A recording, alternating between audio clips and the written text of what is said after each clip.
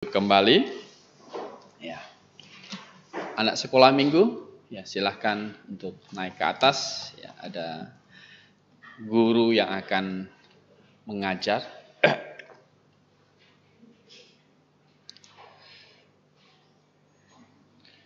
Oke, ya.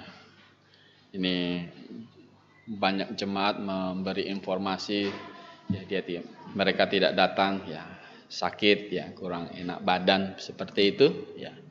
Kita doakan mereka bisa pulih, mereka bisa sehat kembali, begitu, sehingga dalam pertemuan jemaat bisa datang di dalam gereja untuk memuliakan Tuhan dan belajar firman Tuhan. Baik, mari kita membuka Alkitab kita. Kita belajar hari ini. Kita belajar dari 1 Petrus pasal 4 ayat 1 sampai 11.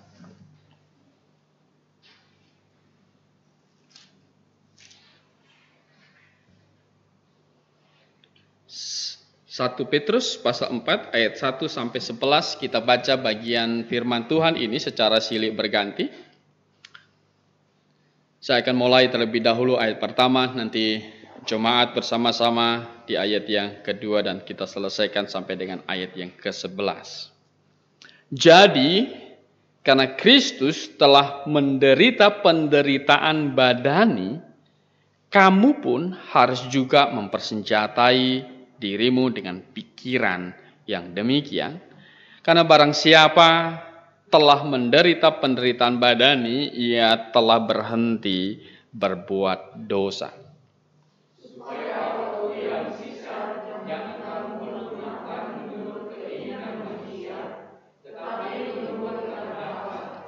Sebab telah cukup banyak waktu kamu pergunakan untuk melakukan kehendak orang-orang yang tidak mengenal Allah. Kamu telah hidup dalam rupa-rupa hawa nafsu, keinginan, kemabukan, pesta pora, perjamuan minum, dan penyembahan berhala yang terlarang.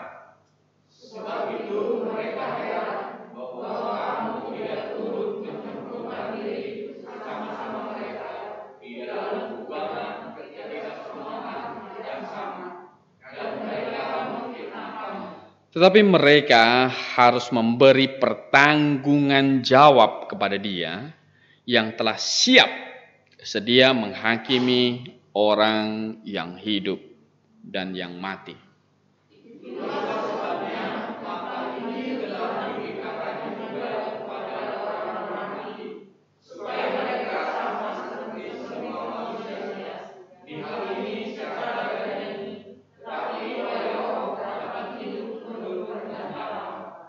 Kesudahan segala sesuatu sudah dekat. Karena itu kuasailah dirimu dan jadilah tenang, supaya kamu dapat berdoa.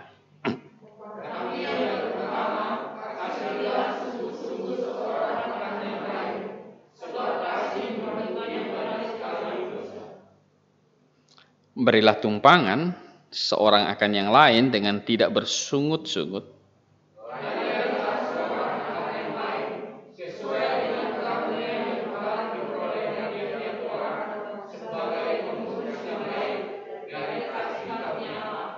Jika ada orang yang berbicara, baiklah ia berbicara sebagai orang yang menyampaikan firman Allah. Jika ada orang yang melayani, baiklah ia melakukannya dengan kekuatan yang dianugerahkan Allah, supaya Allah dimuliakan dalam segala sesuatu karena Yesus Kristus. Ialah yang empunya kemuliaan dan kuasa sampai selama-lamanya. Amin. Kita berdoa. Pimpin kami Tuhan dalam pertemuan jemaat ini. Kami juga akan mempelajari firman-Mu. Kami sudah membacanya. Pimpin akal budi kami. agar kami dapat paham firman-Mu dengan baik, ya, untuk mengerti dan juga untuk melakukannya di dalam hidup kami. Dalam nama-Mu, Yesus Kristus, Tuhan dan Juru Selamat kami berdoa. Amin. Nah, Bapak Ibu yang dikasihi dalam Tuhan, ya, di ayat katanya 5b di sini, ya, katanya mereka harus memberi pertanggungjawab pada Allah, maksudnya, yang telah siap menghakimi orang yang hidup dan yang mati. Ya. Tentu menghakimi orang yang hidup dan yang mati ini, menghakimi orang yang hidup ini bisa berarti bahwa ini sebuah pendisiplinan atas atau kepada orang benar, begitu ya, seperti Tuhan pernah lakukan kepada Daud, begitu ya. Jadi Daud berdosa, dia mendapatkan hukuman pendisiplinan pada waktu itu. Atau juga ini bisa berbicara kepada penghakiman atas dunia ini, itu saat nanti Yesus datang kedua kali ketika dia menjejakkan kakinya di Bukit Zaitun, begitu. Kalau kita membaca kitab Yudas, coba kita baca Yudas pasal 1 ayat 14 sampai 15.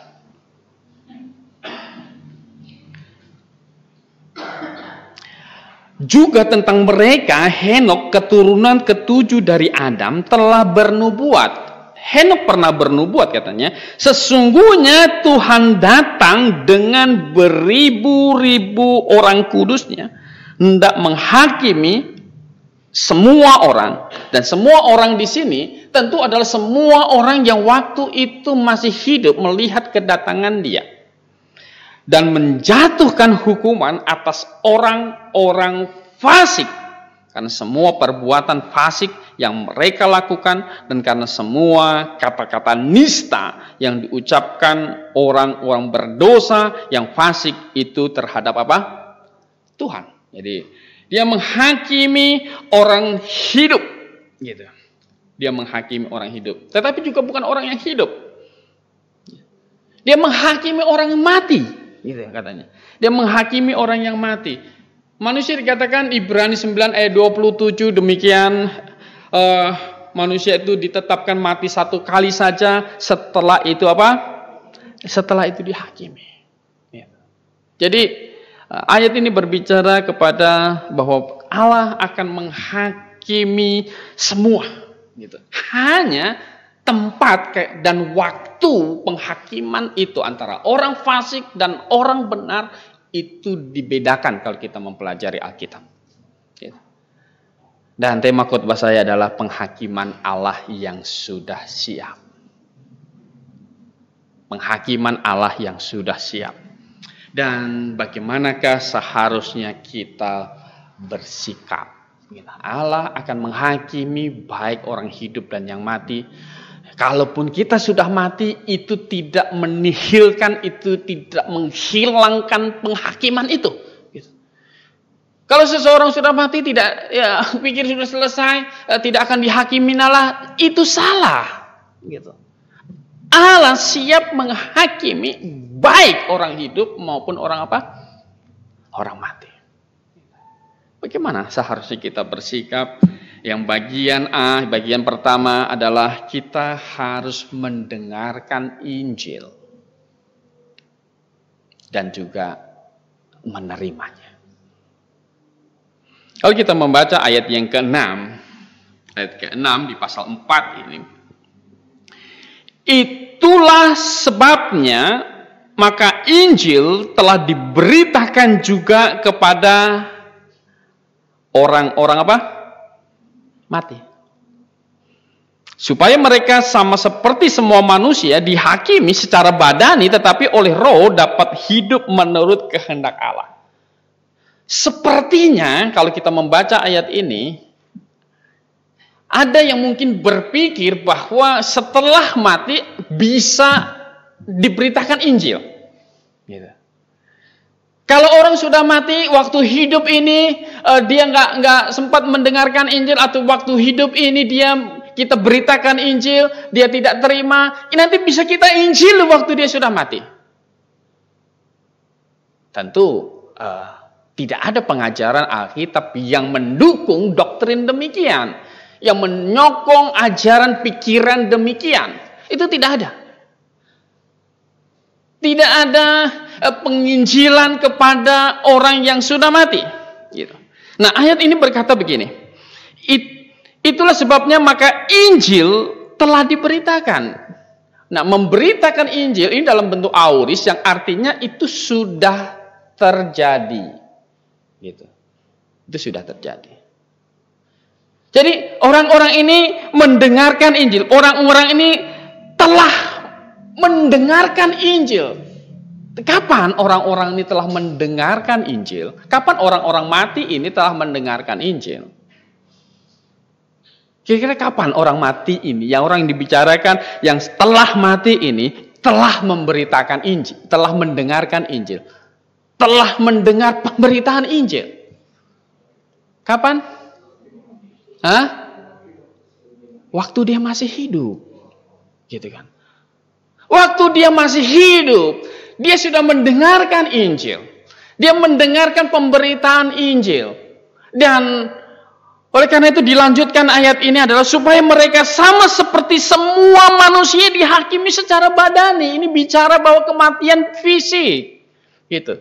Bisa saja orang yang sudah percaya kepada Tuhan Yesus dianiaya dan kemudian mati. Bisa saja orang yang sudah percaya Yesus Kristus kemudian kena penyakit dan kemudian mati. Bisa saja itu sama seperti terjadi kepada semua orang, bisa terjadi. Kepada orang yang sudah percaya pun bisa terjadi demikian. Tetapi yang membedakan adalah apa?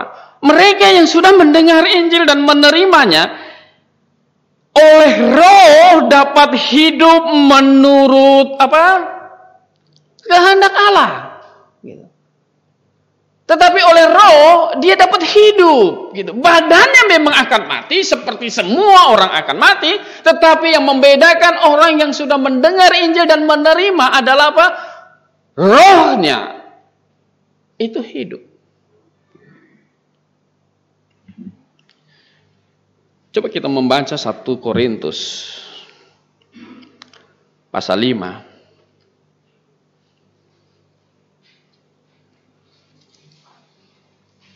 1 Korintus pasal 5. Rasul Paulus menyoroti kesombongan orang Korintus pada waktu itu. 1 Korintus pasal 5, saya akan membaca ayat pertama terlebih dahulu.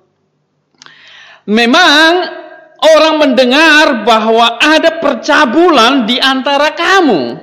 Dan percabulan yang begitu rupa seperti yang tidak terdapat sekalipun di antara bangsa-bangsa lain yang telah mengenal Allah, yaitu bahwa ada orang yang hidup dengan istri ayahnya, dengan ibu tirinya. Dan Paulus berkata di ayat 5, orang itu disebutkan harus kita serahkan dalam nama Tuhan Yesus kepada siapa? Kepada iblis. Sehingga binasa tubuhnya. Ini bicara kematian jasmani. Agar rohnya diselamatkan pada hari apa? Pada hari Tuhan. Rohnya diselamatkan pada hari Tuhan. Kenapa bisa demikian? Karena mereka yang sudah menerima Yesus Kristus sebagai Tuhan dan Juru Selamatnya, dia bisa jatuh ke dalam dosa. Dia bisa jatuh ke dalam dosa. Dan kejatuhan ke dalam dosa, kalau dia tidak menyangkal imannya, kalau dia tidak keluar dari imannya, kalau dia tidak menyangkali pertobatannya, dia jatuh dan bangun. Dan saat dia jatuh kemudian dia mati pun, maka pengampunan atas segala dosanya itu tetap dia nikmati. Karena jaminan penebusan yang diberikan oleh Tuhan Yesus itu dari dosa awal, dosa sampai dosa akhir, Tuhan memberikan pengampunan atas dosanya itu. Bapak Ibu yang dikasihi dalam Tuhan. Jadi mendengarkan Injil tetapi tidak menerimanya, itu tidak mendapatkan keselamatan gitu. Atau mendengarkan Injil tetapi Injil yang dia dengar itu salah. Itu juga tidak akan menyelamatkan dia, itu tidak akan membawa kepada pengampunan atas dosanya. Injil yang harus dia dengar itu harus Injil yang benar. Injil yang benar itu melingkupi bagaimana dosa itu diselesaikan oleh Yesus Kristus dan ada syarat engkau bertobat untuk mendapatkan pengampunan dosa itu. Bahwa Yesus mati, dikubur dan bangkit. Bahwa Yesus mati untuk dosa kita dan dia bangkit untuk membenarkan kita. Kita juga akan mati, tetapi kita juga akan dibangkitkan. Kita akan hidup oleh Roh di hadapan Allah. Karena segala dosa kita itu sudah diselesaikan. Dan Injil itu harus diterima.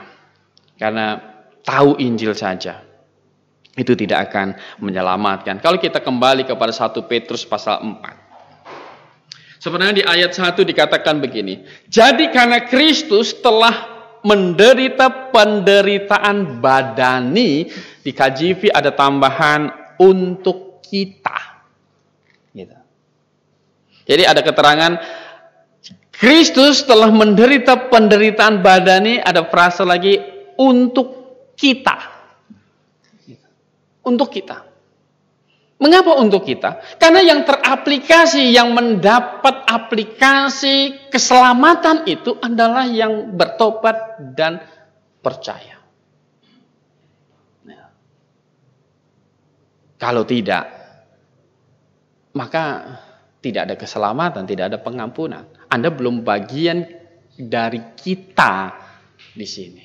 Yesus memang sudah mati untuk semua manusia, tetapi yang teraplikasi, yang mengalami, yang menerima manfaat dari kematian Yesus Kristus adalah mereka yang setuju bahwa ya, Anda orang berdosa dan hukuman atas dosa itu Yesus selesaikan di atas kayu salib.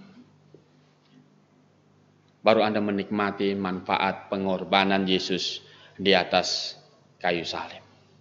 Jika tidak, Anda tidak menikmati manfaat itu. Anda tahu Yesus disalib. Gitu.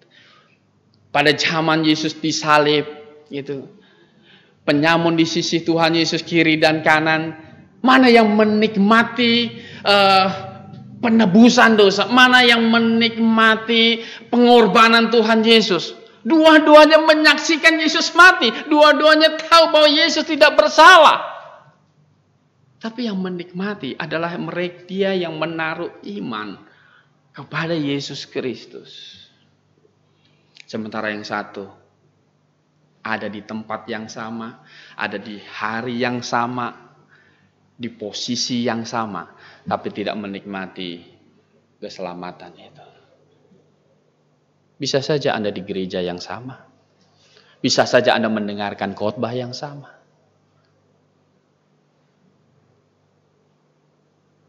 Bisa. Tapi bisa Anda tidak menikmati keselamatan itu. Kalau Anda tidak menerimanya. Kalau Anda tidak mengaminkan ke hati Anda.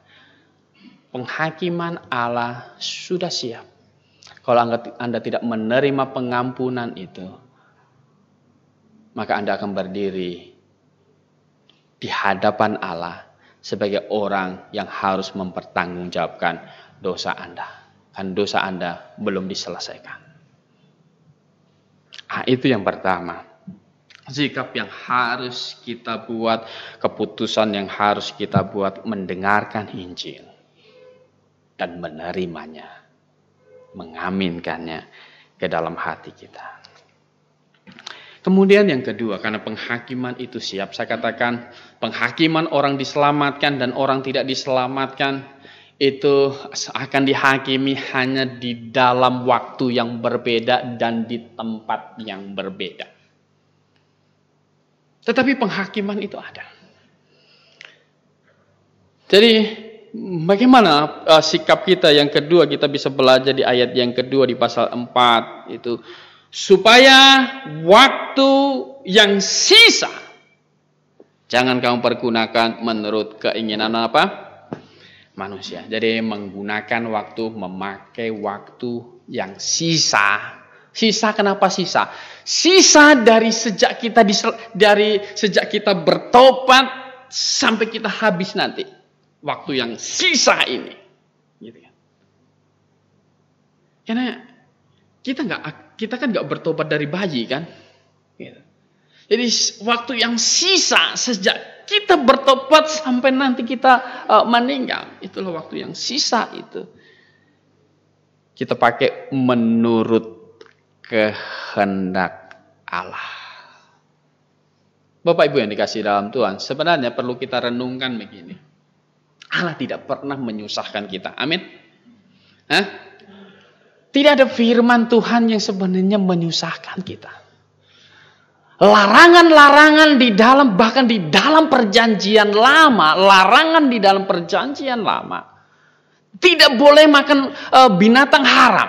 Zaman itu sebenarnya baik untuk manusia atau tidak? Di zaman itu, baik untuk manusia tidak? Oh, baik. Gitu kan. Baik.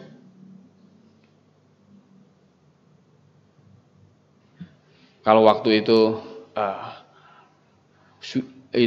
bangsa Israel di Alkitab kan dilarang makan daging babi, gitu kan? Karena kalau cara masaknya tidak benar, misalnya itu banyak mengandung bahaya, gitu. Banyak mengandung bahaya. Coba anda siram daging babi dengan Coca-Cola, yang keluar apa? Hah? Coba aja. Gitu. Anda siram daging babi dengan Coca-Cola, Anda akan lihat belatung di situ.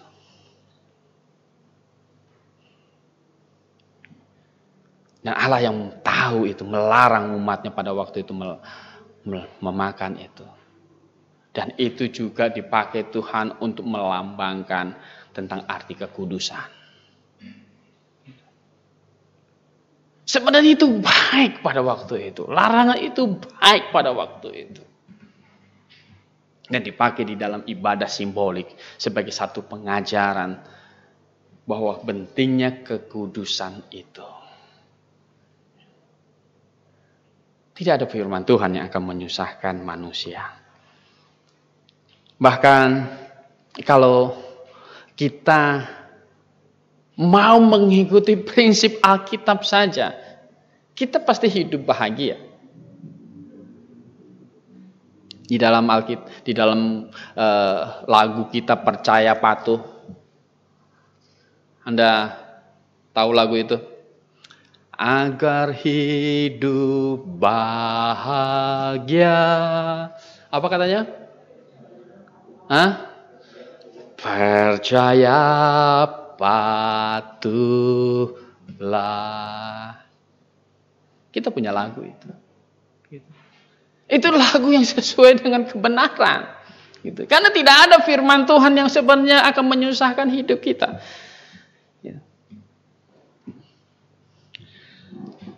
Sebagai contoh, kalau kita di dalam hidup kita menerapkan prinsip ini, 1 Timotius pasal 6, coba kita baca. Saya sebenarnya sering mengkhotbahkan ayat ini, tetapi kadang dianggap tidak pernah mengkhotbahkannya. 1 Timotius pasal 6.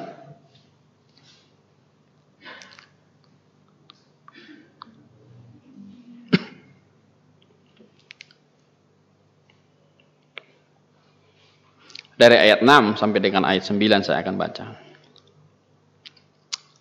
Memang ibadah itu kalau disertai rasa apa? Cukup memberi keuntungan yang besar, jadi bukan merugikan. Sebab kita tidak membawa sesuatu apa ke dalam dunia dan kita pun tidak dapat membawa apa-apa keluar. Asal ada makanan dan pakaian cukuplah. Tetapi mereka yang ingin kaya, perhatikan di sini. Mereka yang ingin kaya, bukan yang kaya, gitu ya.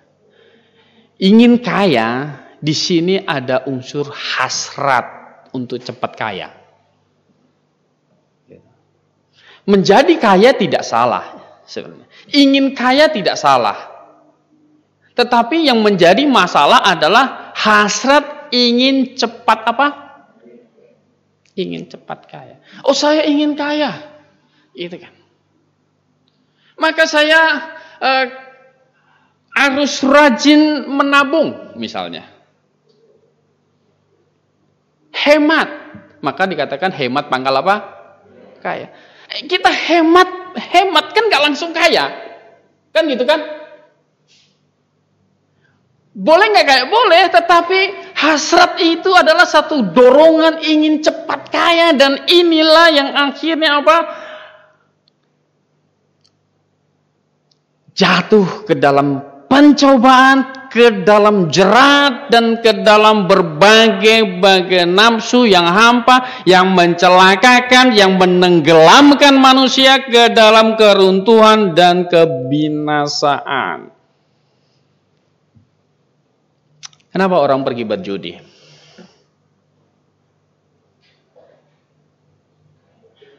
Nah, ingin cepat kaya. Gitu. Maka orang Kristen dia tidak akan pergi berjudi.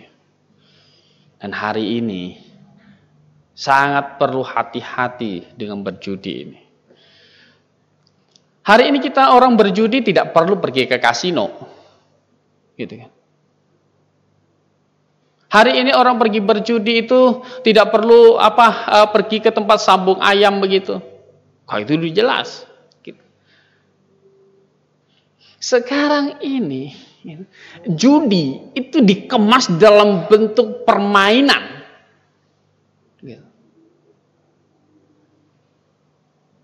Dikemas dalam bentuk permainan. Game mereka sebut. Game slot. Pemainnya itu slotter disebut situ. Jadi orangnya bisa tetap ada di rumah, dia pakai Google Chrome begitu. Dia bahkan tidak perlu download aplikasi di situ.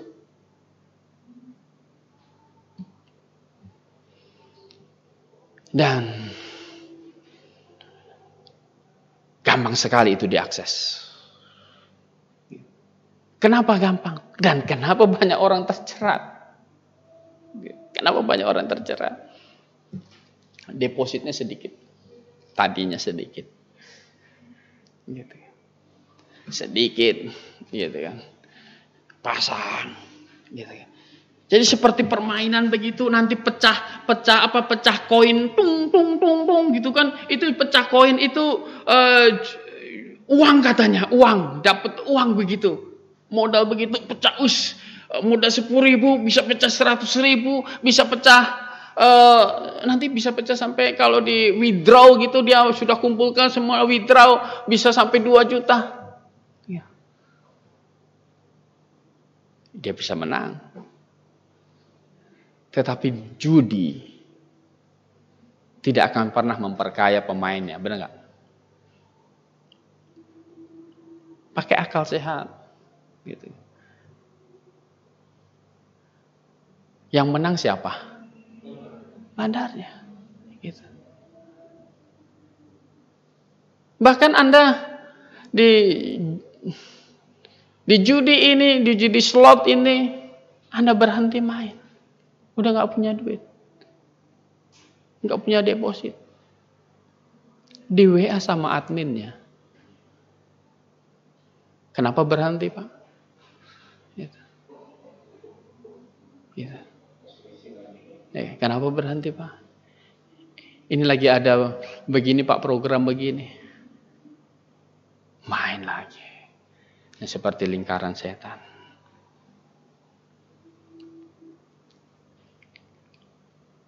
Dan akhirnya, kan hasrat itu kan, hasrat itu saya sudah kalah, harus tutup kan gitu kan, hasrat itu.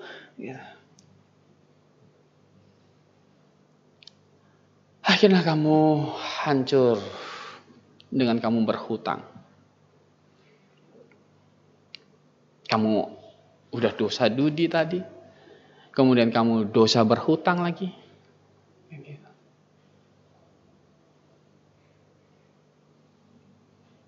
Dan kalau sudah ditagih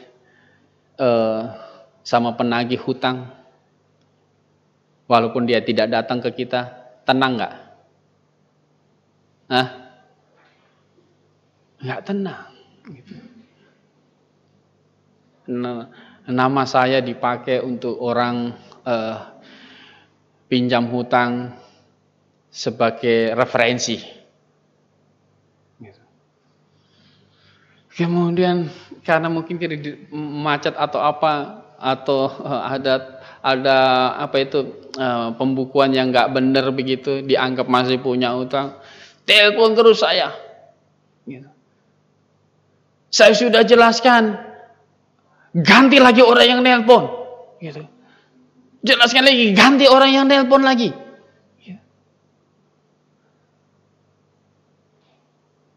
Dan saya telepon balik, nggak bisa. Dia hanya bisa telepon saya nggak bisa telepon dia. Nomornya ganti-ganti terus, mengganggu sekali. Bukan saya yang berhutang padahal. Tanpa sepengetahuan saya, nama telepon saya dipakai untuk jadi referensi sebagai penjamin. Bapak Ibu yang dikasihi dalam Tuhan. Dan kalau kita tidak ngikutin ini, kita juga bisa jatuh terjerat kepada kerugian besar tentang penipuan. Hari ini sedang heboh investasi bodong, benar nggak? Investasi bodong dikemasnya dalam bentuk trading, gitu kan? Dikemasnya dalam bentuk trading. Dan ya, yang endorse itu orang-orang yang sudah kaya, gitu. Gerezirik begitu ya, orang-orang yang kaya begitu, mengendorse itu, main di sini. Bapak Ibu yang dikasih dalam Tuhan, kita yang percaya, kita yang tahu berkat itu dari Tuhan, maka kita juga perlu berpikir, ini investasi untuk apa? Gitu loh. Kalau tidak jelas, itu bisa kepada apa? Perjudian juga. Gitu. Hal yang tidak pasti. Gitu kan. Hal yang tidak pasti itu bisa jadi jatuh kepada perjudian, dan akhirnya karena itu banyak orang yang tertipu, gitu, lapor polisi, ya kan, memang akan ditangkap. Gitu. Tapi apakah uangmu bisa dikembalikan sama dia? Nggak bisa. Gitu. Nggak bisa. Gitu. Kaya tidak salah. Tapi apa? Hasrat. Ingin kaya. Biasanya akan dikejar dengan cara instan. Itu yang salah. Itu akan menyusahkan. Alkitab sudah berkata demikian. Bapak Ibu yang dikasih dalam Tuhan, kita memakai hidup kita ini dengan baik menurut kehendak Tuhan. Kenapa demikian? Kalau kita membaca kembali kepada di 1 Petrus tadi pasal 4, perhatikan di sini. Kita membaca ayat 3. Sebab telah cukup banyak waktu. Anda setuju ini? Bahwa hidup kita sebelum diselamatkan sudah cukup banyak waktu. Ya kan? Harusnya kita sudah berhenti.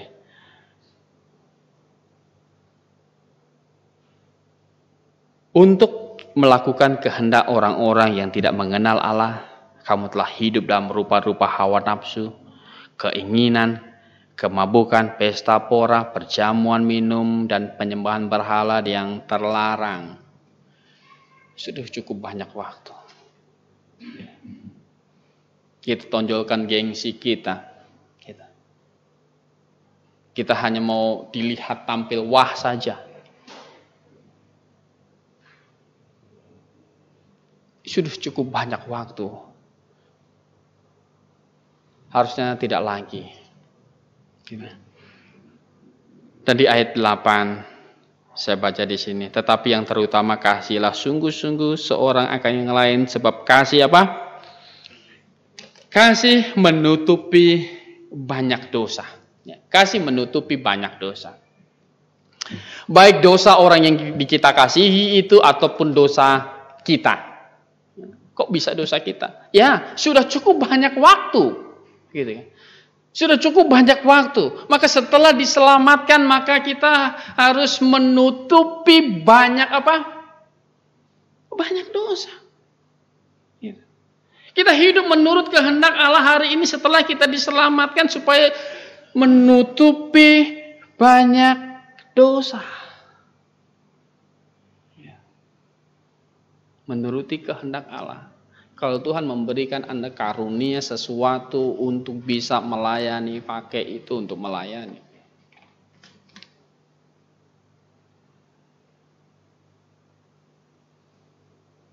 Menutupi banyak dosa. Berapa Anda waktu punya sisa? Gitu. Bapak Ibu yang dikasih dalam Tuhan. Kalau umur Anda ditetapkan Tuhan 70 tahun, seperti Alkitab katakan 70 tahun atau 80 tahun, berapa sisa waktu kita? Gitu. Saya sudah 44 tahun. Gitu. Menuju ke 70, berapa tahun? Mungkin tidak sampai. Gitu. Karena umur 44, ya, udah mulai sakit pinggang segala macam, begitu.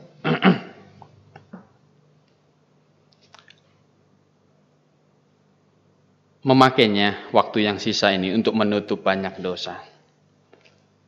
Kemudian untuk menyelesaikan tugas dari Tuhan. Orang Kristen, orang yang sudah diselamatkan, itu harus mengerti begini. Bahwa kita ini hidup. Berarti hidup kita harus bagi Tuhan. Mengapa? Hidup bagi Tuhan itu berarti kita menyelesaikan satu tugas kita bagi Tuhan. Dan kalau kita sebenarnya konsentrasi kepada peperangan rohani, ya, peperangan rohani, maka sebenarnya itu akan membantu kita, mendorong kita untuk kita itu sebenarnya menjauhi dosa. Tidak ada alasan bagi kita jatuh kepada dosa, jatuh ke dalam dosa karena lingkungan sebenarnya. Kalau kita berpikir peperangan apa? Rohani. Daud jatuh ke dalam dosa ketika apa? Ketika prajuritnya semua pergi berperang. Dia tinggal di istana sendiri.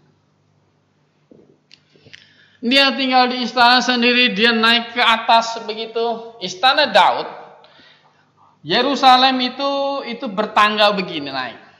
Tempat yang paling tinggi itu adalah Bait Allah. Di bawahnya itu istana Daud.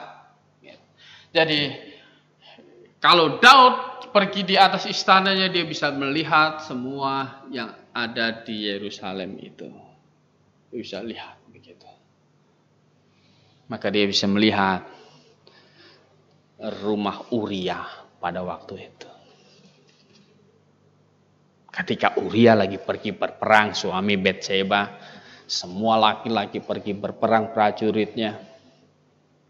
Dia ada di istana. Dia tidak ikut peperangan itu. Dan disitulah dia jatuh ke dalam dosa. Kalau Daud ikut peperangan, dia tidak akan berdosa. Kalau pikiran kita adalah bagaimana kita bersaksi kepada lingkungan kita, maka kita tidak akan berpikir bagaimana lingkungan ini mempengaruhi saya. Enggak, tapi kita akan berpikir bagaimana saya ini mempengaruhi lingkungan saya, mempengaruhi tempat kerja saya, mempengaruhi kenalan saya. Setiap orang yang berpikir ingin memenangkan jiwa, hidupnya pasti baik. Tapi kalau nggak ada pikiran ini, dia bisa bahaya. Dia bisa kembali seperti anjing kembali kepada muntahnya. Bapak Ibu yang dikasihi dalam Tuhan. Penghakiman Allah sudah siap. Kalau Anda belum diselamatkan, jangan berpikir bahwa kematian itu menghilangkan penghakiman. Tidak. Justru kematian itu akan mengerikan Anda. Kalau Anda sudah diselamatkan, kalau Anda berpikir bahwa tidak apa-apa, tidak perlu menurut Tuhan, tidak perlu taat kepada Tuhan, tidak perlu memuliakan Tuhan. Itu bukan pikiran orang yang diselamatkan.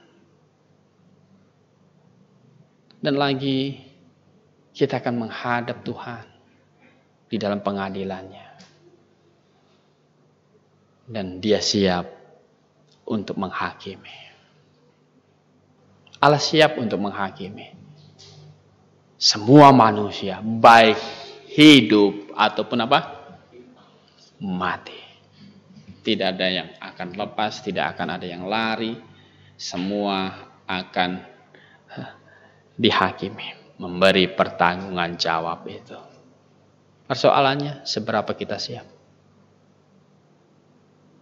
Sudahkah kita, kalau Anda sudah diselamatkan, berapa banyak dosa yang kira-kira sudah ditutup?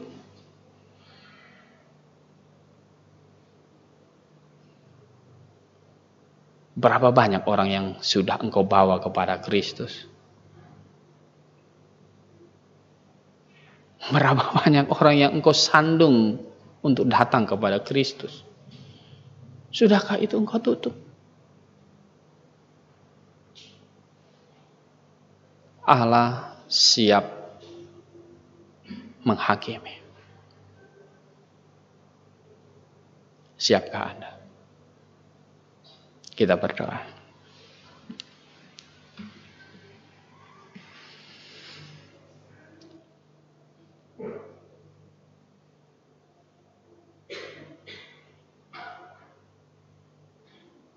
Tuhan, ketika kami belajar tentang penghakiman, maka kami tahu itu adalah